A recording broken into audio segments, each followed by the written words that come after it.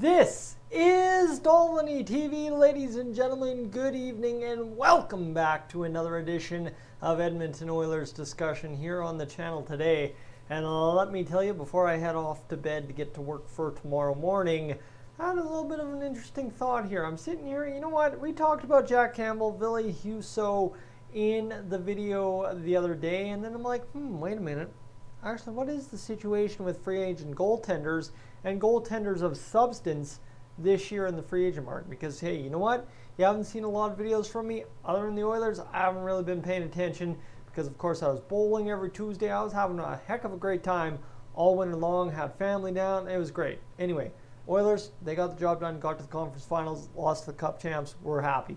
But that got me, like I said, thinking about this whole situation with goaltending after doing that video. And it's kind of like, what is that situation? And my friends, let me show you what that situation is. You see the title, it sits here and tells you the top 5 goaltenders in the NHL. Now, obviously, that's going to be a little bit skewed because when you look at wins out of goaltenders this season in the NHL, there is a goalie in there that is an RFA. And as far as I can tell, as far as you can possibly read on Cap Friendly, there ain't a chance that the Dallas Stars don't match any offer sheet potentially that comes in on Jake Oettinger. And I don't think Ken Holland's here to do an offer sheet for Jake Oettinger, so scratch him out of the top 5. He's just in there loosey-goosey because I didn't do up the sheet properly. Don't mind me still getting reacquainted with Cap Friendly here, as I hope to bring you a little something as we go along here all summer. Got to maintain that 4,000 watch hours on YouTube should I ever want to return to the realm of making money on here. But that's a long distance away, so we just do what we do a little bit by a little bit, and we continue to pump out a couple of videos a month and keep you folks back here on Dolany TV as often as we can. Anyway, back to the hockey. Darcy Keumper, Jack Campbell, Marc-Andre Fleury, Ville Husso, and Ilya Samsonov. There you go. Take your pick. It ain't up to me to decide. It's up to Ken Holland. And is any of these guys the guy you decide on? More than likely not, because I don't know if the Oilers are looking to go out there and land a big free agent name goaltender to pair up with Stewart Skinner in some capacity. That was the most frustrating thing I had to listen to in the comments, is everyone's telling me Stewart Skinner needs to be the backup. I very clearly, here's the fact, only about 33% of people watched that video to the halfway point, and the average watch time was 5:43 on a 12-minute and 43-second video. So if you look at that, you missed 7 minutes where I crucially explained my opinion on why Stewart Skinner doesn't necessarily have to be the backup. And that's where we're going to get into this list and get into the nitty-gritty, right? We talked about Ville Husso being the guy you go out if you're signing a goaltender. If Stewart Skinner is going to be your guy, you need to sign a backup. That's what I was saying. Now, a lot of people lost themselves on the video before we got into discussing what a backup to Stewart Skinner truly looks like. And what a backup to Stewart Skinner truly looks like, explaining it here at 3:30, so as maybe you haven't tuned out here, is not the fact of Stewart Skinner is your starter guaranteed no matter what. Flop, fail, whatever he does, he's your starter, he's your man all season long. Miss the playoffs, it's all okay because Stewart Skinner was your starter. No. What Stewart Skinner is your starter means to me next season is you give him game 1, you give him game 2, you give him game 3, then you make a decision. The reason I mentioned Jack Campbell as the backup to Stewart Skinner in that capacity is because Jack Campbell would be the guy that jumps right in and is ready to go. You can say about his mental game whatever, but I'm sorry, if we're going to sit here and worry about a goalie's mental game, maybe we should also take a look at the defense. That's a conversation for a different day, but right, oh man, Mike Smith was able to bounce back.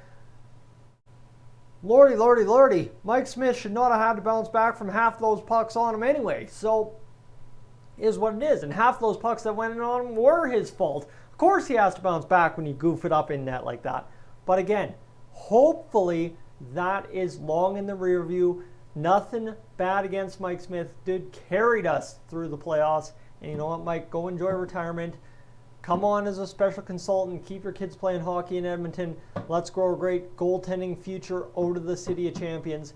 and let's get going. That's all I'm saying. You know what? The future of goaltending in Edmonton is not Mike Smith. So now Stewart Skinner, who?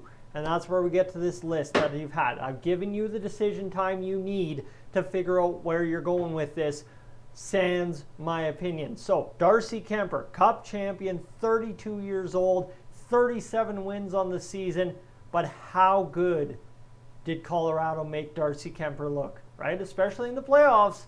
You look at those limited shots and still a little bit shaky. That's a question for you, not for me. I don't need to answer it because let me tell you, outside of the Edmonton series, I didn't watch Colorado. I know a man who did, and he could give me a very verified opinion, but quite honestly, I didn't watch Colorado, so it don't much matter to me, does it? Jack Campbell, I've already voted for him. If Stewart Skinner is your man, then you're going to rock game 1, 2, and 3 of the season with, and then make a decision on how your goaltending is going to go from there. Jake Ottinger, scratch him off the list. He's an RFA. No way Dallas doesn't match. Good night. Get rid of it. Don't even think about it. Sorry, put that in the trash can. Get it. Delete it. Goodbye. Never think about it again. Marc-Andre Fleury. Now, I saw, just doing my little bit of research before this video, Marc-Andre Fleury came up in a Hockey Writers article. I don't know who's writing for the Hockey Writers in terms of the Oilers nowadays. I know every sports show was doing that there at some point. Not sure if he's still doing that or not. By the way, Nate RTA alum, I believe. So, hey, shout out Nate. But anyway, sitting there as well, Marc-Andre Fleury now maybe potentially somewhere actually linked to the Oilers. I don't know. I don't read those articles. I don't read anything really anymore. I just go up here and blab my face off and you'll sit here and you're just happy to see me and I'm just happy to see you. So thank you. But Fleury, a guy that coming off a $7 million contract at 37 years old, is he going to get the big deal? Is he not the best goaltender you could possibly get to pair up with Stewart Skinner in the capacity mentioned as a backup?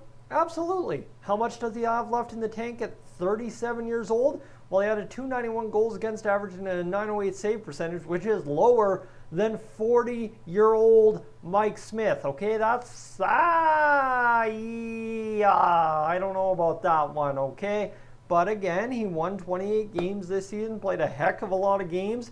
Well, just barely second on this list, Cup champion Darcy Keumper. So clearly he's still capable of getting the job done. What that means, I'm not sure. And of course, you can't forget that he played on Chicago half a season. So, and then you got Ville Husso, who spent half a season as St. Louis's goaltender. He is believed to be going back to St. Louis, right? He's believed to be going back to St. Louis to be a big-time member of their team this year with Jordan Binnington. That's fine. He had 25 wins, 7 losses, 2 shootout losses. Was a phenomenal goaltender, .256, .919. The perfect guy to sign that goalie to split time with Stewart Skinner or take the majority if needed, right? This is the guy. If you're looking to sign a goaltender, you sign Ville Husso. Of course, you could say that about Darcy Keumper as well, but like I said, I don't know. Everybody's had a great long watch of Darcy Keumper. Not as many people had a great long watch of Ville Husso, so couldn't tell you. The interesting guy in all of this is you think about that, you're going to split 50-50 with Stewart Skinner, and you're going to sit here and have another young guy in net who's going to be available to you potentially, right? This is depending on what the Capitals make mention of with Vitek Vanacek, which is the next guy on this list at number 6, actually, if I showed you the rest of the list, or sorry, number 7. The Capitals have a decision to make in the future in net, and I don't know which one it's going to be, but I think for more current NHL fans, I think Samsonov is a more easier name to swallow, I guess you could say. Just a little bit more known about this kid. And I think you could as well say, you know what, 23 wins ain't too bad. If I go over to Google Chrome here and just tell you quickly, oh, I don't even have it up. Never mind. Sorry, my apologies. Don't worry about it. But if I tell you quickly that he had an .896 save percentage and a .302 goals against average, 23 wins, 12 losses though. So this guy maybe, right, a case of he just needs a fresh start somewhere else and would be good to go. Does he get qualified in Washington? Do you have to offer sheet him? What's the situation there? Probably not as dire as Jake Ottinger, where I told you to flush it in the delete bin, but again, a guy that maybe if none of these other guys are available by the time you are ready to pounce on a fish in the sea, maybe for Ken Holland, a guy to circle back to at the end of the day and see what you can do. So folks, touched my cats upstairs before I came down. Now I've touched my nose, so it does not get better from here. I'm Tyson. This is Dolany TV. I am up on out of here.